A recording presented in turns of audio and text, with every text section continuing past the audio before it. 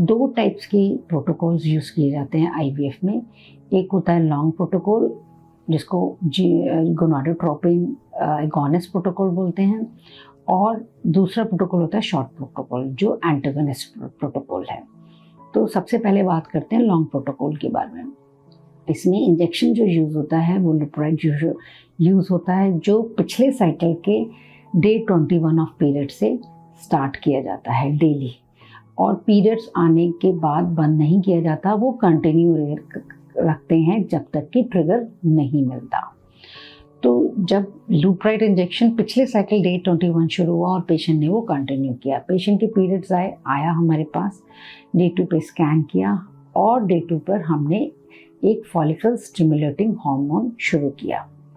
लुप्राइड injection का काम क्या है? लुप्राइड इंजेक्शन प्री मैच्योर ओवुलेशन नहीं होने देता, तो इसलिए लुप्राइड पिछले साइकिल से हमने शुरू कर दिया। डे 2 पे जब पेशेंट आया तो हमने उसको FSH यानी कि फॉलिकल स्टिमुलेटिंग हार्मोन देना शुरू करते हैं अल्ट्रासाउंड के बाद। ये FSH जो है फॉलिकल स्टिमुलेटिंग हार्मोन का काम है कि फॉलिकल के अंदर एग जनरेट करना, और उस एग से हम लोग एम्ब्रियो बनाएंगे, निकाल लेंगे। तो डे 2 से वो रेगुलरली इंजेक्शंस FSH लगते हैं और अल्ट्रासाउंड से फॉलिकल की मॉनिटरिंग होती है। डोज ये हर डॉक्टर, हर centre patient to patient vary करके डिसाइड करता है कितना लगाना है, और कब डोज इंक्रीज करना है ये according to the patient and ultrasound से डिसाइड होता है। जब एक ऑप्टिमम साइज पे अंडे बन जाते हैं, फॉलिकल्स बन जाते हैं, तो ट्रिगर डिसाइड होता है। ट्रिगर इंजेक्शन HCG से ही दिया जाता है। अगर PCOD केसेस है या नंबर ऑफ फॉलिकल्स ज़्यादा है तो ट्रिगर एगोनिस्ट से दिया जाता है।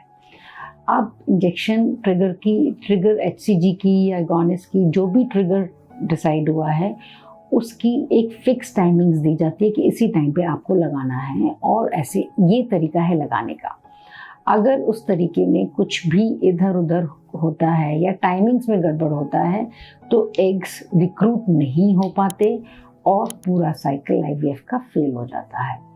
तो पेशेंट को ये एक प्रिस्क्रिप्शन दी जाती है और बताया जाता है कि इस टाइम पर आपको ये इंजेक्शन लगाना ही है।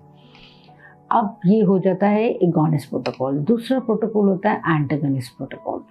एंटागोनिस्ट प्रोटोकॉल का सेम ही साइकिल में आना होता है, उसको पिछले साइकिल से कोई इंजेक्शन नहीं लगता।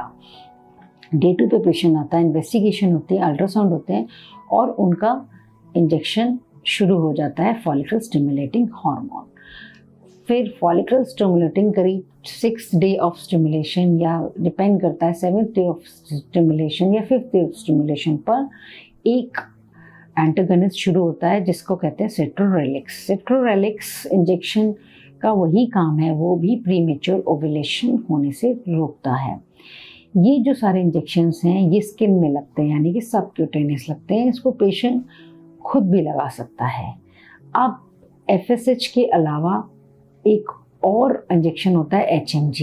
ये patient to patient and doctor to doctor vary करता है कि उसमें पेशेंट में HMG से लगाना है या FSH से लगाना है। FSH जो फॉलिकल स्टिमुलेटिंग हार्मोन है इंजेक्शन, वो 2 फॉर्म में आता है, एक यूरिनरी और एक रिकॉम्बिनेंट। यूरिनरी पाउडर आता है, उसके साथ उसका वाटर होता है, पाउडर में वाटर मिक्स करके इंजेक्शन लगाया जाता है। रिकॉम्बिनेंट ज़्यादातर पैन फॉर्म में आता है जिसमें डोज फिक्स कर दी जाती है और डोज पेशेंट को बता दिया जाता है, पेशेंट खुद से भी लगा सकता है।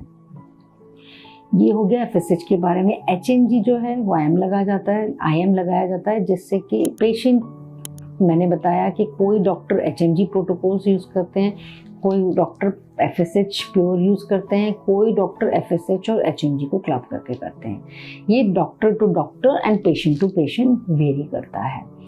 अब इन इंजेक्शंस को लगाकर आपको जिस दिन पिकअप होता है उस दिन आना होता है, और आपके एग्स उस दिन आपको टाइमिंग्स बताई जाती हैं कि इस टाइम आना है, उस दिन आपको पिकअप के लिए आना पड़ता है। इसके अलावा जो इंजेक्शंस होते हैं ये आपके एग बनाने की प्रक्रिया वाले इंजेक्शंस होते हैं। उसके अलावा आपको जब एम्ब्रियो ट्रांसफ़र डिसाइड कर होता है उसी टाइम के वो इंजेक्शंस अलग होते हैं। तो वो प्रोजेस्टेरॉन इंजेक्शंस या एनॉक्सापेरिन वो अलग एडवाइस किए जाते हैं, लेकिन ये डिफरेंट इंजेक्शन है, ये स्टिमुलेशन पार्ट है और वो अलग पार्ट है। तो आईवीएफ में जनरली यही इंजेक्शंस लगाए जाते हैं। Thank you.